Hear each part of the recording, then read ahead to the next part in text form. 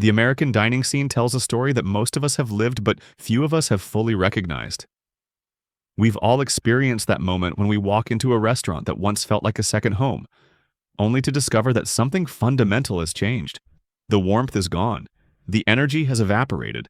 The food that once brought comfort now brings disappointment. These aren't sudden catastrophes that make headlines or dramatic bankruptcies that shock the business world. Instead, they represent a slow erosion of quality, service, and soul that transforms beloved dining destinations into hollow versions of their former selves. Today, we're examining 9 restaurant chains that have fallen from grace, not through spectacular failures, but through gradual decline that has left loyal customers wondering what happened to the places they once cherished. Number 9. Olive Garden. There was a time when Olive Garden represented the pinnacle of accessible Italian dining for millions of American families. Walking through those doors meant entering a world where generous portions of pasta arrived steaming hot, where breadsticks seemed endless, and where the atmosphere made every meal feel like a celebration. The chain built its empire on the promise of treating guests like family, creating experiences that justified the drive across town and the inevitable wait for a table during peak dining hours. But something fundamental has shifted within the organization, and the changes have been so gradual that many longtime customers didn't realize the decline was happening until they found themselves deeply disappointed by experiences that once brought genuine satisfaction. The portions that once seemed impossibly generous now arrive looking modest on oversized plates, creating the illusion of abundance while delivering substantially less food than previous visits. Menu prices have climbed steadily while ingredient quality has moved in the opposite direction, creating value perception problems that affect customer loyalty across all demographic segments. The famous unlimited breadsticks program has become a source of frustration rather than delight as servers struggle to maintain consistent refill service during busy periods. Kitchen timing issues mean that breadsticks often arrive cold or stale, while butter portions have shrunk to tiny packets that barely cover a single piece of bread. The salad that once accompanied every meal now feels like an afterthought, with wilted lettuce and sparse toppings that suggest cost-cutting measures have affected even the most basic menu components. Wait times have become legendary for all the wrong reasons, as reservation systems seem unable to manage capacity effectively, and seating processes create bottlenecks that leave hungry families standing in crowded lobbies far longer than reasonable expectations would suggest. The hostess stations often appear understaffed, while dining room turnover rates have slowed dramatically, creating cascading delays that affect every aspect of the customer experience. Number 8. Applebee's. The neighborhood grill that once anchored suburban dining across America has transformed into something that feels distinctly disconnected from the communities it claims to serve. What was supposed to be a gathering place for local families and friends has evolved into a sterile operation that prioritizes efficiency over the personal connections that originally defined the brand identity. The transformation has been particularly jarring because Applebee's locations were often central to community social life, hosting everything from Little League celebrations to date nights for young couples discovering their local dining scene. The kitchen operations that once featured actual grilling and preparation techniques now rely heavily on microwave reheating and pre-packaged components that arrive from corporate suppliers rather than being prepared fresh in individual restaurants. This shift has fundamentally altered the taste profiles of signature dishes while creating consistency problems that vary dramatically between locations and even between shifts at the same restaurant. Menu engineering has focused almost exclusively on cost reduction rather than maintaining the quality standards that built customer loyalty over decades of operation. Appetizers that once arrived sizzling and fresh now seem reheated and generic, while entrees lack the distinctive flavors that once made Applebee's a deliberate dining choice rather than a convenience option. The riblets have become smaller and less flavorful, the burgers taste mass-produced rather than individually prepared, and the salads seem assembled hours in advance rather than created fresh for each order. Service training has been reduced to basic order taking rather than the friendly neighborhood hospitality that once made servers feel like familiar faces in the community. Staff turnover has reached levels where most employees seem unfamiliar with menu details and unable to provide the personalized service that distinguished Applebee's from purely transactional dining experiences. The bar program that once attracted after-work crowds and social gatherings has been simplified to generic offerings that compete directly with chain establishments that execute similar concepts more effectively and at better price points.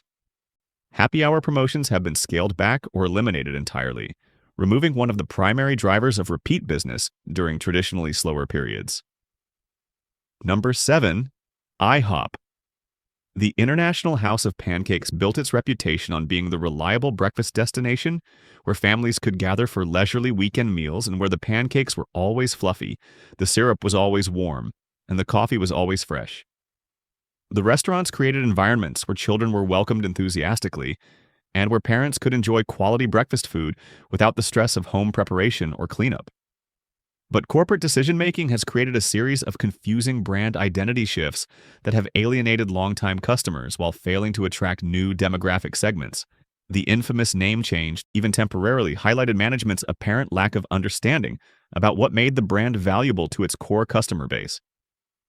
Marketing campaigns have focused on gimmicks and publicity stunts rather than addressing the fundamental operational problems that affect daily customer experiences. Menu pricing has increased substantially, while breakfast portion sizes have decreased, creating value perception issues that drive families toward competitors offering better deals on similar breakfast items. The pancake stacks that once seemed impossibly tall now arrive with fewer pancakes per serving, while syrup portions have been reduced to small containers that barely provide adequate coverage for a complete meal. Kitchen execution has become increasingly inconsistent as staffing reductions have created preparation bottlenecks during peak breakfast hours. Pancakes arrive unevenly cooked, eggs are frequently prepared incorrectly, and bacon often seems either undercooked or burnt rather than achieving the crispy texture that breakfast customers expect. Coffee service has become particularly problematic, with brewing equipment that appears poorly maintained and refill service that has become sporadic during busy periods. The 24-hour service that once made IHOP valuable to shift workers and late-night diners has been eliminated at many locations, removing a significant competitive advantage while reducing revenue streams that helped sustain operations during slower daytime periods. Limited operating hours have pushed away customers who relied on IHOP for meals outside traditional breakfast times, while the reduced staffing that enabled cost savings has created service bottlenecks during remaining operating hours. Number 6. TGI Fridays. The restaurant that once captured the essence of weekend celebration and after-work socializing has become a hollow shell of its former self, operating with the forced enthusiasm of a party that ended years ago while the music still plays to empty rooms. The energy that once made every visit feel like a spontaneous celebration has been replaced by mechanical service and corporate efficiency measures that have stripped away the very elements that made TGI Fridays a cultural phenomenon, rather than just another casual dining option. Location closures have accelerated dramatically across major metropolitan areas, leaving remaining restaurants feeling isolated and struggling to maintain the critical mass necessary for the social atmosphere that defined the brand. Many closures happen without advance notice to customers, who arrive at familiar locations only to discover darkened windows and removal notices posted on locked doors. The sporadic nature of these closures has created uncertainty among regular customers, who no longer trust that their preferred locations will remain operational from month to month. The signature cocktail program that once attracted crowds seeking creative drinks and skilled bartending has been simplified to basic preparations, using pre-mixed components rather than fresh ingredients and theatrical presentation techniques. Bartenders no longer perform the flair demonstrations that once drew audiences and created memorable experiences, while drink recipes have been standardized to eliminate creativity and reduce preparation time. Happy hour promotions that once packed restaurants with office workers and social groups have been scaled back to generic offers that fail to generate excitement or drive repeat visits during traditionally crucial revenue periods. Menu engineering has focused entirely on cost reduction rather than maintaining the bold flavors and generous portions that once justified premium pricing structures. Appetizers arrive smaller and less impressive than previous visits, while signature entrees have been reformulated with cheaper ingredients that fundamentally alter the taste profiles customers expect from familiar menu items. The loaded potato skins contain fewer toppings, the buffalo wings seem smaller and less flavorful, and the burgers lack the distinctive character that once made them worth the higher prices compared to fast food alternatives. Service training has been reduced to basic order taking rather than the enthusiastic hospitality that once made servers integral to the entertainment experience. Staff turnover has reached levels where most employees seem unfamiliar with cocktail preparations and unable to create the festive atmosphere that distinguished TGI Fridays from competitors. The celebratory service style that once made birthdays and special occasions feel genuinely special has been replaced by perfunctory interactions that feel rushed and impersonal. Number 5. Denny's. The restaurant that once represented reliability and comfort for travelers, shift workers, and late-night diners has devolved into chaotic operations that seem barely capable of maintaining basic service standards during any operating period. What was supposed to be America's diner, always open and always dependable, has become an unpredictable experience where customers never know whether they'll encounter acceptable service or complete operational breakdown. Staffing shortages have reached crisis levels at many locations, creating situations where single servers attempt to manage entire dining rooms, while kitchen staff struggle to prepare orders with skeleton crews.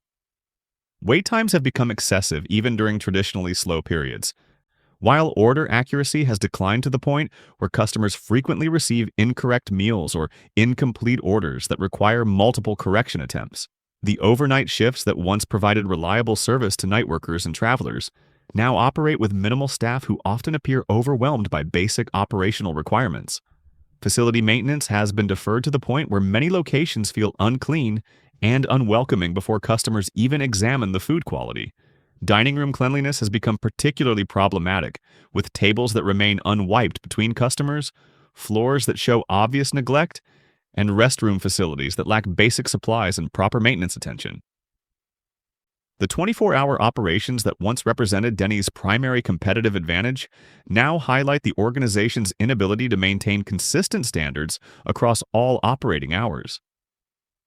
Kitchen execution varies wildly between shifts and locations, creating unpredictable experiences that range from acceptable to completely inedible. Hash browns arrive either undercooked or burnt. Eggs are frequently prepared incorrectly despite simple preparation requirements, and pancakes often taste like they were prepared from expired mix.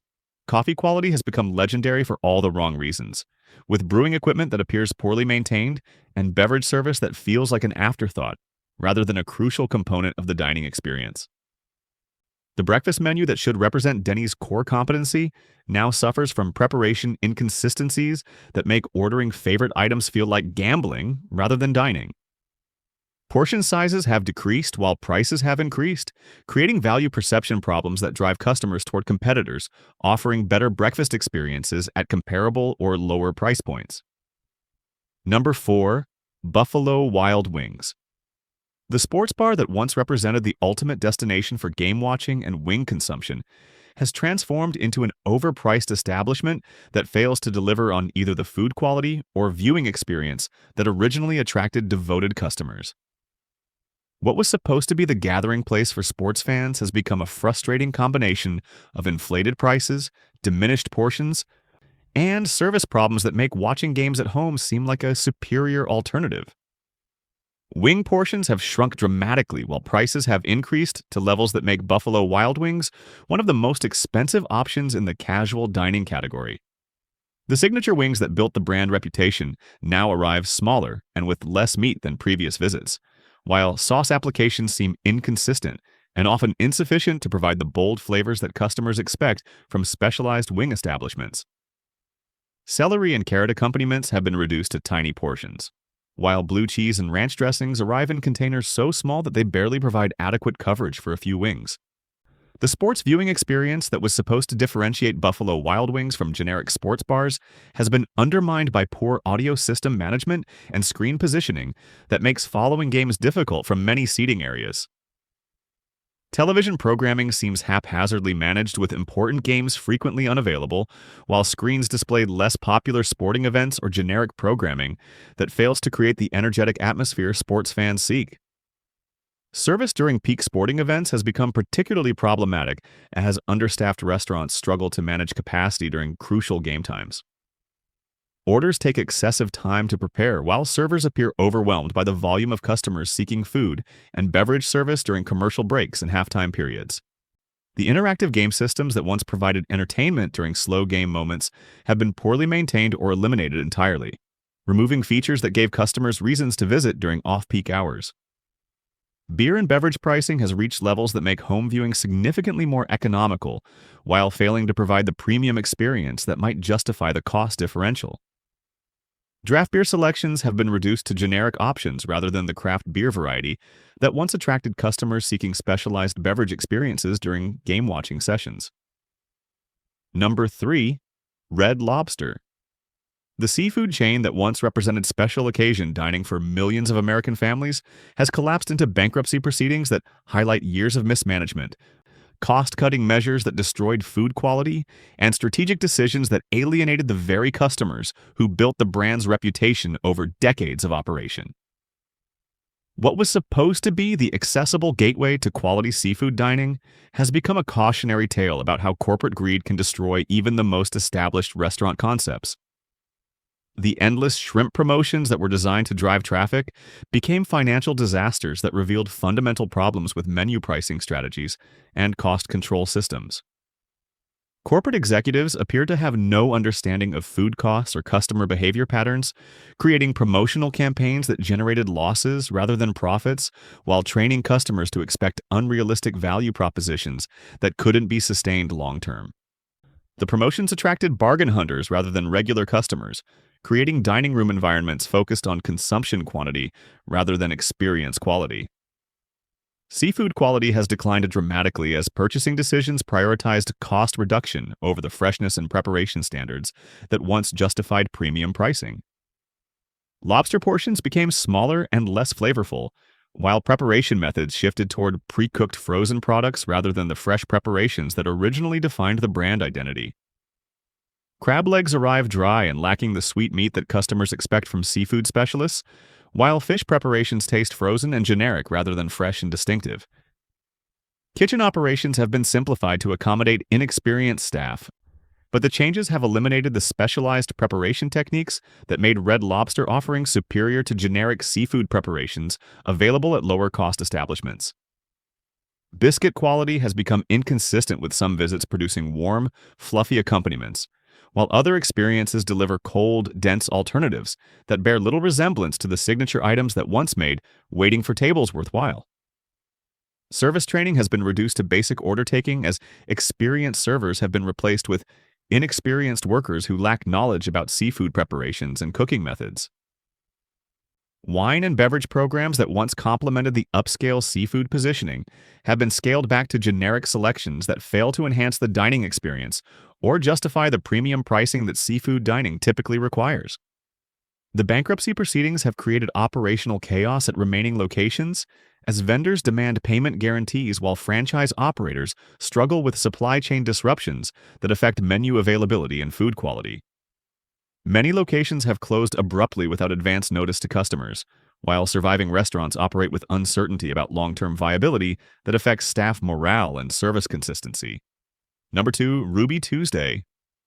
The casual dining chain that once dominated shopping centers and standalone locations across suburban America has virtually disappeared from the restaurant landscape, leaving behind empty buildings and faded memories of reliable family dining experiences that defined weekend meals for multiple generations. The few remaining locations operate more like museums, preserving a dining concept from a different era rather than vibrant restaurants serving contemporary customer needs. The famous salad bar that once differentiated Ruby Tuesday from competitors and provided genuine value for health-conscious diners has been eliminated at most surviving locations, removing the primary feature that attracted regular customers and justified higher price points compared to fast casual alternatives. Menu simplification efforts have resulted in generic offerings that compete directly with establishments that execute similar items more efficiently and at lower cost points, eliminating any compelling reasons for customers to choose Ruby Tuesday over numerous alternatives. Corporate communication has become virtually non-existent, with official websites displaying outdated information about locations that closed years ago, while social media presence remains minimal compared to competitors who have successfully adapted to digital marketing strategies. Customer service channels rarely respond to inquiries or complaints, creating the impression of a company that has abandoned any pretense of customer relationship management. The physical condition of remaining locations reflects years of deferred maintenance and reduced corporate investment in facility updates.